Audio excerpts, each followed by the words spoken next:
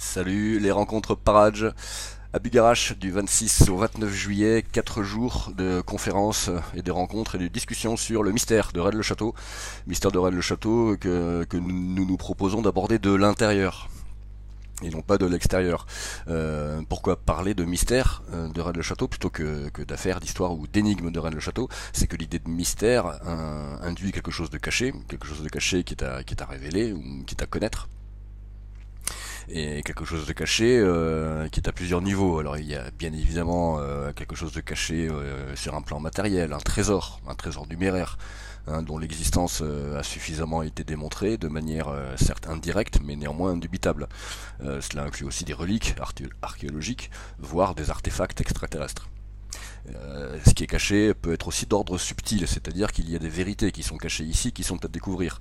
Des vérités de plusieurs niveaux, des vérités ou des réalités historiques, religieuses, politiques, c'est évident, mais des vérités aussi d'ordre eschatologique, ésotérique et initiatique. Alors, eschatologique, cela veut dire que cela concerne l'ensemble du cycle d'évolution actuellement finissant. Nous sommes aujourd'hui dans l'apocalypse. Et ce n'est pas pour rien que les cathares d'un côté nous ont dit au cap des 700 ans le laurier reverdira, c'est-à-dire que l'esprit revient, et que d'un autre côté Rennes-le-Château a été présenté comme la capitale de l'ésotérisme occidental, avec ou sans le Da Vinci Code. Ça aussi, on aura l'occasion d'en reparler. Donc les vérités incluses dans le mystère de Rennes-le-Château sont d'ordre eschatologique, mais aussi ésotérique et initiatique, c'est-à-dire à vocation de connaissance de soi, de connaissance de qui nous sommes, à titre individuel, mais aussi global, et de pourquoi et comment nous en sommes arrivés là, et de comment nous en sortir. À cet égard, le premier jour, jeudi 26, les Templiers seront à l'honneur, et nous essaierons de montrer comment et pourquoi les Templiers furent, à leur époque et dans cette région, parmi les principaux acteurs et créateurs du mystère de Rennes-le-Château. Même chose le deuxième jour, vendredi 27, avec les Cathares, dont nous essaierons de comprendre, encore une fois, de l'intérieur, en nous mettant à leur place et en adoptant leurs critères, leurs références et leur mode de pensée, comment ils ont été amenés eux aussi à nous transmettre les principaux éléments du codage de Rennes-le-Château.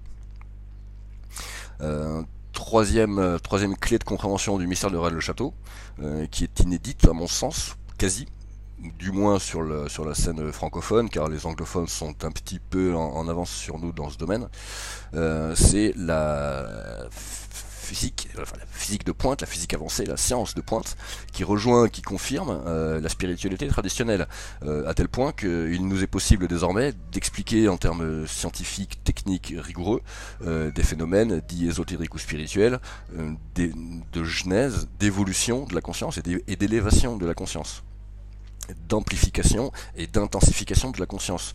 Quel rapport avec Rennes-le-Château? Mais c'est que tout est fait, quand on s'intéresse à Rennes-le-Château, pour nous amener à découvrir qui nous sommes, ce que nous voulons vraiment et ce que nous ne voulons pas, qui sont des éléments essentiels en termes de gnose, de recherche intellectuelle ou spirituelle. Avant de terminer, je souhaiterais remercier Monsieur Jean-Pierre Delors, qui est le maire de la commune et qui m'a autorisé à organiser cet événement à Bugarache. Et je remercie également ici Chris et Johan de la Gazette de Rennes-le-Château qui assure une diffusion optimale de l'information.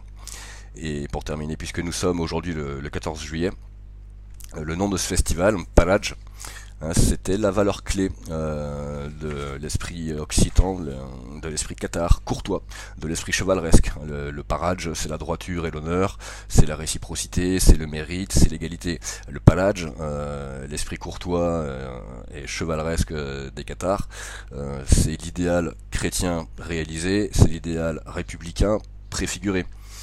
Et il n'est pas innocent que la magnifique constitution du 24 juin 1793 mentionne en toutes lettres le précepte christique de ne pas faire à autrui ce qu'on ne veut pas qu'autrui nous fasse. Donc c'est aussi à cet héritage républicain, chrétien et cathare, que ce petit festival entend rendre hommage. Et puisque c'est aujourd'hui le 14 juillet, je le dis de tout mon cœur, vive la France et vive la République. Merci.